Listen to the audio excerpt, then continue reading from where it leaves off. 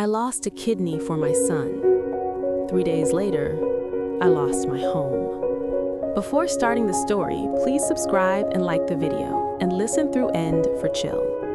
I always believed that love was proven through sacrifice, not the dramatic kind people post online, but the quiet kind, the kind no one applauds, the kind that hurts. So when the doctor looked at me across the sterile desk and said, "Your son needs a kidney transplant, soon," I didn't hesitate. I didn't ask how long the recovery would be.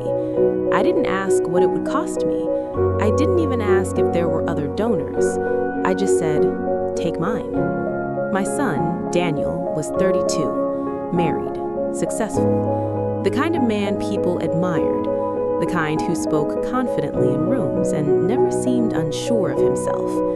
He sat beside me when I said it, his face pale, his hands folded tightly in his lap. "You don't have to," he said. "I want to," I replied. I meant it. I was his father. What else was a body for, if not to protect your child? The morning of the operation, the hospital smelled like disinfectant and coffee that had gone cold hours ago. As they wheeled me in, Daniel squeezed my hand. "I'll never forget this," he said. I smiled, even though my throat burned. "You don't have to remember," I told him. "Just live." The anesthesia took me before I could say anything else. When I awoke, pain wrapped around my side like fire. Every breath felt borrowed. Every movement reminded me that something essential was gone. But the nurse smiled. "Your son's surgery was successful," she said. "He's stable." I closed my eyes and cried. Not from pain, from relief. 3 days later, I was discharged. They told me to avoid heavy lifting, to rest, to have someone with me for at least a week. Daniel insisted I stay at his house. "You can use the guest room," he said. "Don't worry about anything." His wife, Karen, didn't say much. She nodded, smiled thinly. Her eyes slid away from mine whenever I caught them. I told myself she was stressed. Anyone would be. That first night, I slept badly. The bed was soft, but my body felt wrong. Lighter, weaker, unfamiliar. The second day, I overheard whispering in the kitchen. Karen's voice, sharp, controlled. "How long is he staying?" "I don't know," Daniel said. "He can't stay here forever. He just had surgery, and so did you." Silence. I pretended not to hear. On the third morning, Daniel stood in the doorway of the guest room. He didn't sit down. "We need to talk," he said. I pushed myself upright slowly, every muscle protesting. "Of course."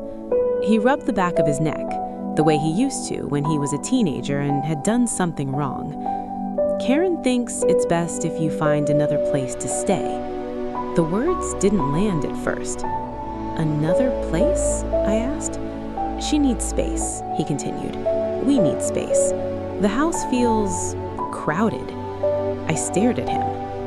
"Daniel," I said quietly, "I can barely stand without help." "I know," he said, "but we can get you a cab, maybe a hotel, or something." Something. 3 days after giving him my kidney, I was being evicted like an inconvenience. I searched his face for guilt, for hesitation, for anything. I found none. "When?" I asked. "Today," he said. I didn't argue. I don't know why. Maybe because arguing would have broken something in me I didn't know how to fix. I packed my small overnight bag, the one I'd brought thinking I'd stay a week. Karen stood in the kitchen, arms crossed. "Thank you for understanding," she said. I nodded. Daniel walked me to the door. "I'll check on you once things calm down." I believed him. That was my mistake. The cab dropped me off at a budget hotel near the hospital. I felt dizzy just standing in the lobby. Something wasn't right. The pain in my side wasn't easing. It was deepening, spreading. My vision blurred. Against my better judgment, I returned to the hospital. At the reception desk, I gave my name, explained I'd been a donor 3 days earlier. A nurse frowned. "Wait here," she said. Minutes later, a doctor approached. Older, serious. "Mr. Harris, why are you not under post-operative supervision?" "I was discharged," I replied. "I'm staying at a hotel." He stared at me, confusion sharpening into concern. "Did your son discharge you?" "No," I said. "He asked me to leave." The doctor's jaw tightened. "Please come with me." In a quiet office, he closed the door. "There's something you need to know," he said carefully. My heart began to pound. "What is it?" I asked. "Your recovery isn't progressing as expected. We ran labs this morning." "And?" He inhaled slowly. "Your remaining kidney is showing signs of failure." The room tilted.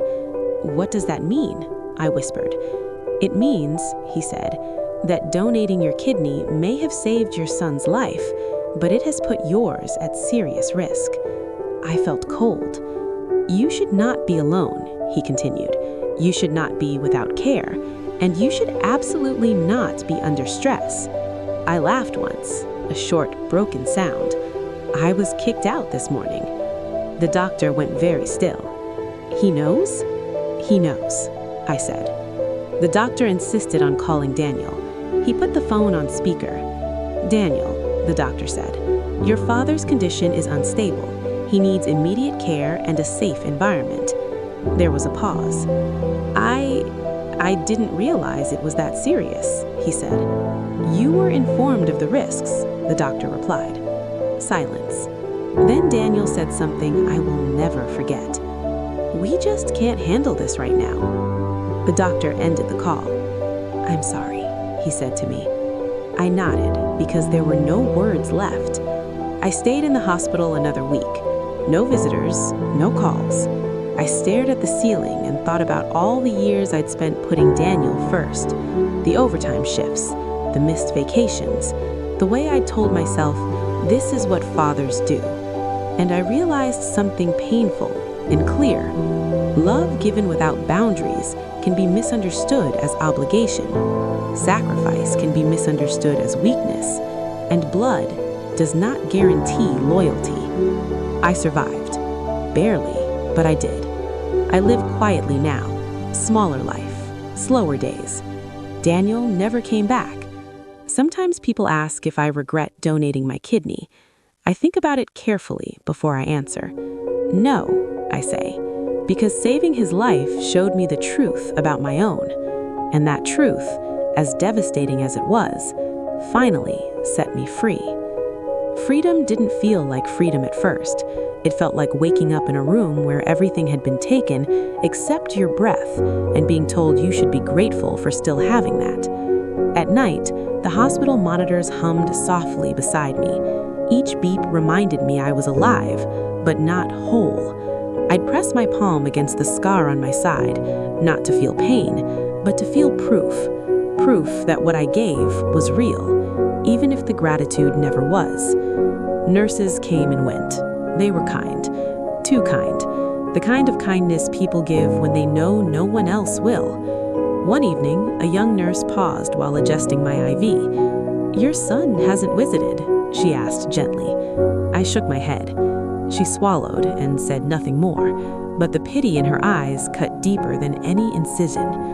I kept my phone beside me all the time, not because I expected a call, but because some part of me still hoped to be proven wrong. I imagined messages that never came. "Dad, I messed up. Dad, please come home. Dad, I didn't understand what you were giving." The screen stayed dark. Days turned into weeks. The doctor explained my future carefully, using words like limitations and monitoring and adjustments. He spoke softly, as if volume might break me.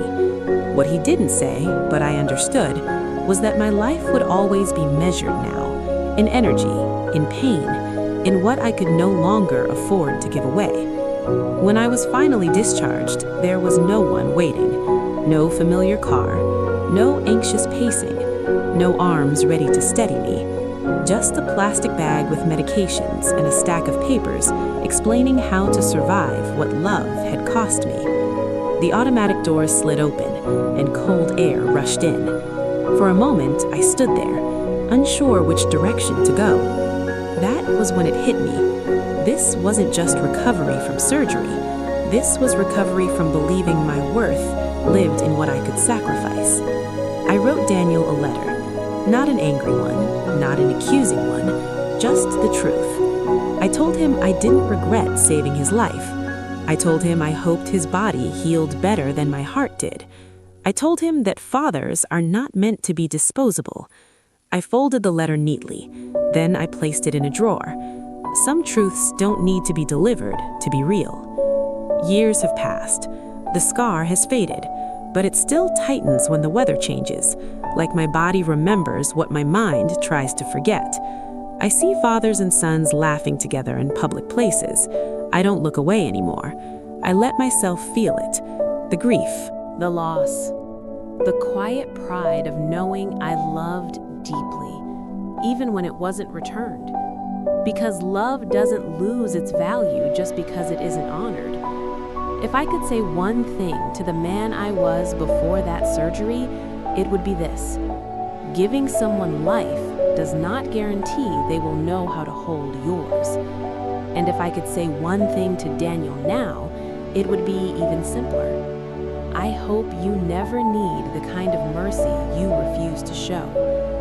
I walk slowly these days, carefully, but every step is mine. And for the first time, I am no longer giving myself away to be loved. When the machines were finally turned off, the room felt too quiet. Not peaceful, empty. Silence presses differently when you know no one is coming. It doesn't wait, it settles, it stays. At night, I counted the ceiling tiles because closing my eyes meant replaying his voice. Today, that was the word he used. Not soon, not for a little while, today. 3 days after I carved myself open for him. The pain never fully left. It moved. Some days it sat in my side, heavy and dull. Other days it crawled into my chest and stayed there, tightening until breathing felt like permission I hadn't earned. The doctor called it psychosomatic stress. I called it consequence. Every test, every needle, every warning came back to the same truth. My body was doing the work of 2 lives now, mine and the one I saved, and it was tired. So was I. People assume the surgery is the hardest part. They don't ask what happens after you realize your sacrifice solved someone else's problem and created your own. They don't ask what it's like to wake up knowing the person walking freely in the world is alive because you are permanently diminished. They don't ask how it feels to understand, too late, that love can be a one-way transaction. I moved into a rented room with a bed that creaked and walls thin enough to hear other people living full lives. Laughter traveled through the walls at night, forks clinked, music played, doors closed softly by people who belonged somewhere. I lay still, afraid that even turning over might remind my body of what it no longer had. Sometimes I pressed my ear to the wall just to hear proof that life was continuing without me. One night, feverish and shaking, I remembered something small. Daniel, at 8 years old, feverish, crying, me sleeping on the floor beside his bed because he was afraid to be alone. I remembered telling him, "I'm right here, I'm not going anywhere." The irony almost made me laugh. I stopped telling people I had a son. It was easier. When they asked about family, I said, "Not really," because explaining meant reopening a wound that no longer bled but never closed. I began to understand something grim.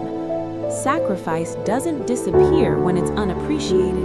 It just becomes proof you were willing to suffer alone. Late at night, when the pain medication wore off and the darkness felt heavier than the air, a thought came uninvited.